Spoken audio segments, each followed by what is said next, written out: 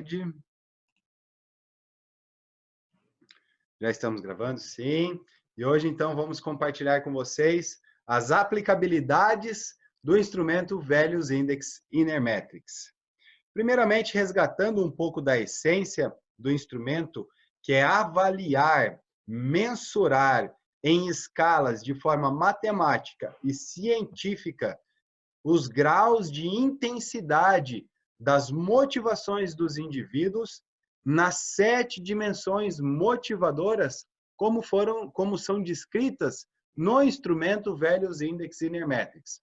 O Values Index compilou os estudos do Eduard Spranger, PhD em filosofia e psicólogo pela Universidade de Berlim, e do Dr. Gordon Allport, PhD em psicologia pela Universidade de Harvard, onde cada um tinha uma visão em relação aos valores motivacionais, e o Jay Niblick, fundador da Inermetrics e grande pesquisador e criador de assessments e instrumentos para mensuração de performance humana e organizacional, compilou os dois estudos, ou seja, uniu os dois estudos, porque ele entendeu que a visão dos dois pesquisadores, tanto Spranger quanto Allport, estavam corretas. Porém, eles tinham uma complementação da visão entre um e outro. Por isso, ele entendeu ser muito melhor unir essas visões e criou o único instrumento hoje no mercado com 7 dimensões motivadoras, trazendo os originais do Spranger e trazendo o diferencial do Gordon Allport, que é a dimensão individualista.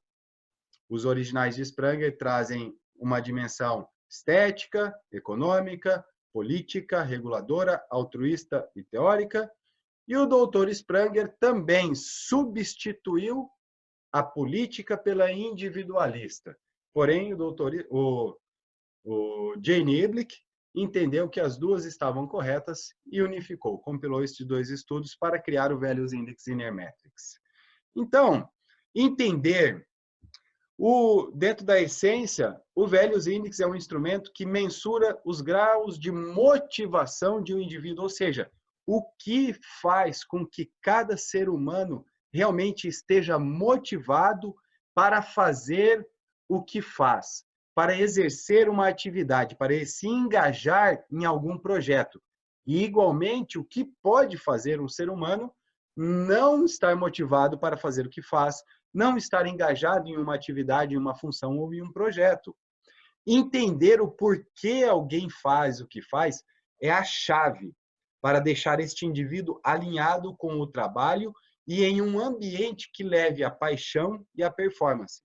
Dentro dos estudos do Jay Niblick, antes dele colocar no mercado estes instrumentos, ele entendeu que as pessoas que exerciam alta performance eram pessoas extremamente motivadas e engajadas em suas atividades. E por quê? Porque as atividades estavam alinhadas com os principais motivadores desses indivíduos.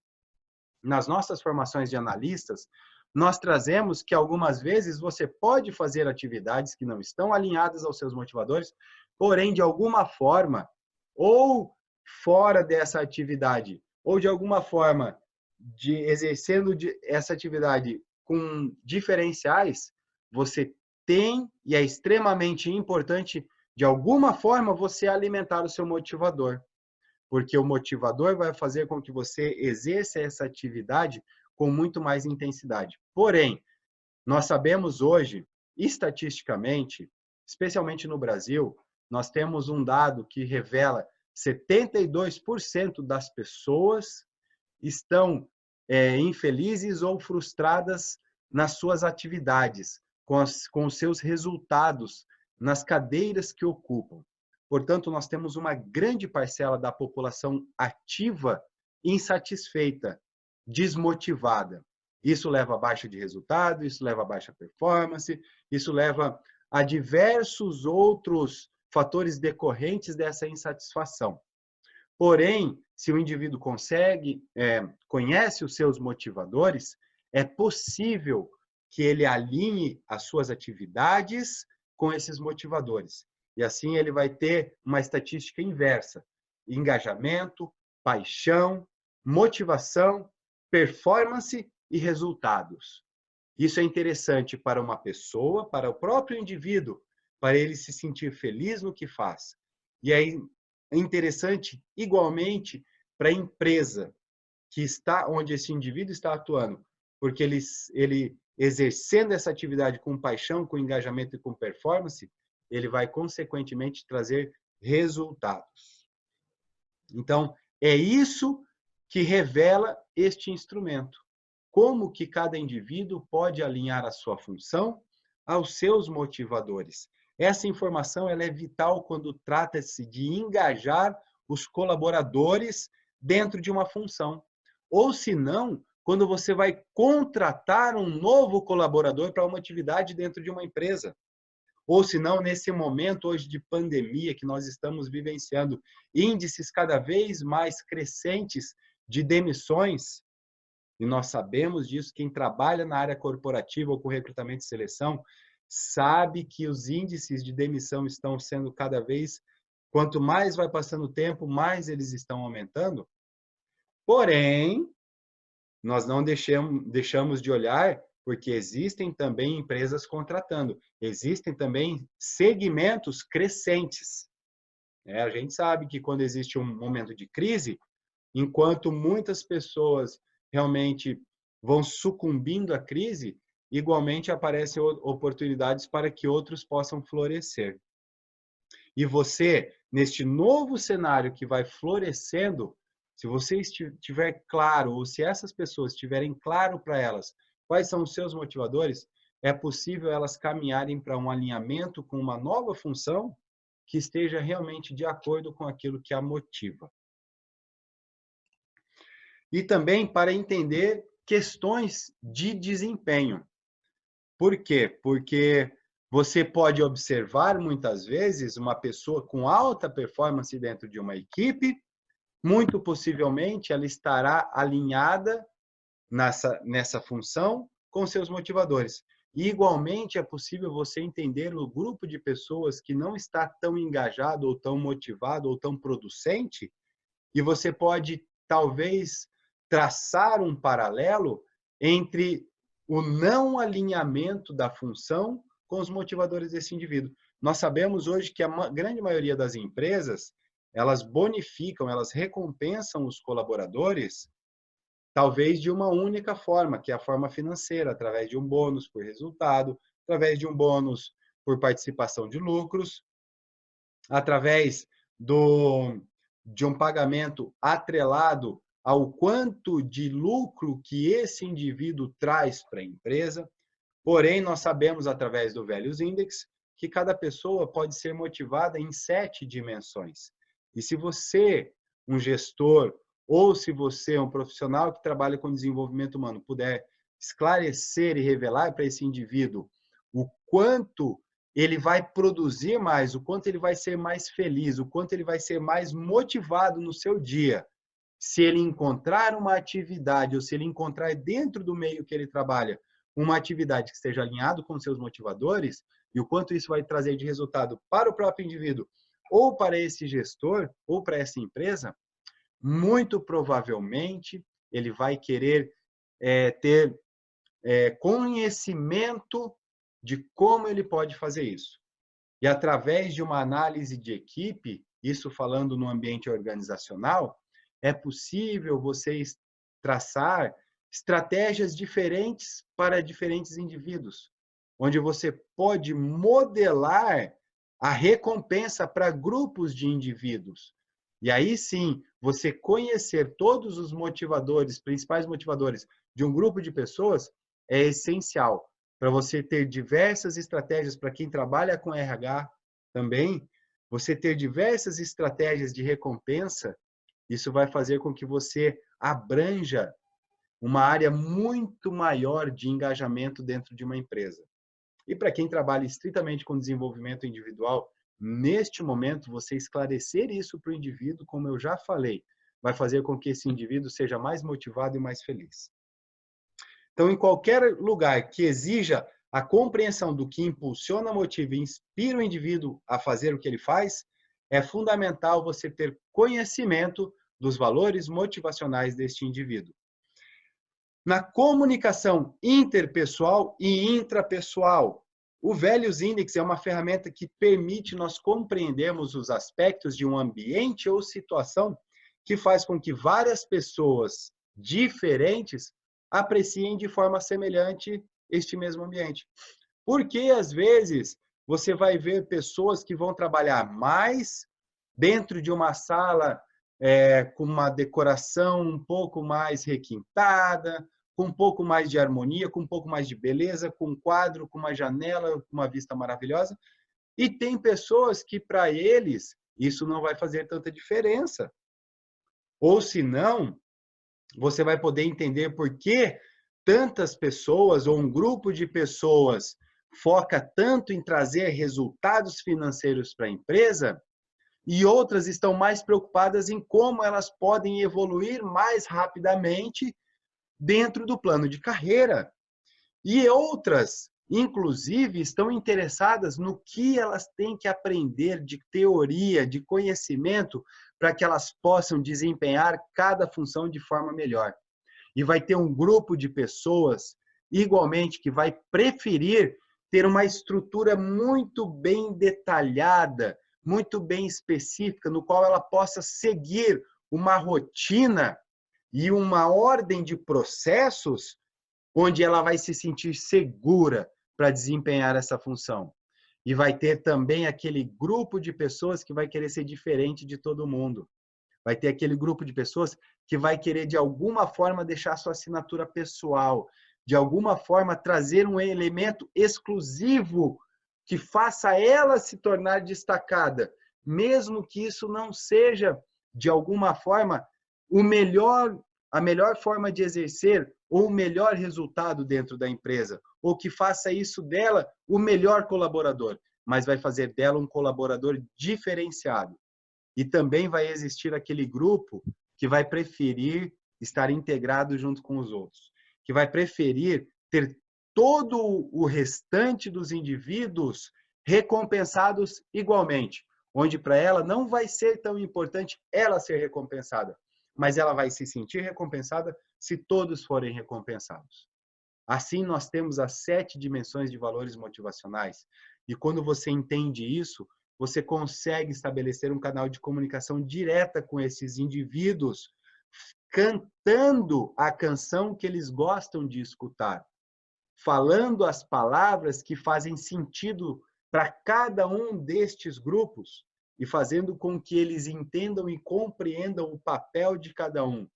E quando você tem isso consigo mesmo, que é a comunicação intrapessoal, você vai poder entender de forma clara o porquê algumas atividades e alguns ambientes vão fazer você se motivar ainda mais e não se cansar, trabalhar de uma forma enérgica e intensa, enquanto outros ambientes e outras atividades vão esgotar a sua energia.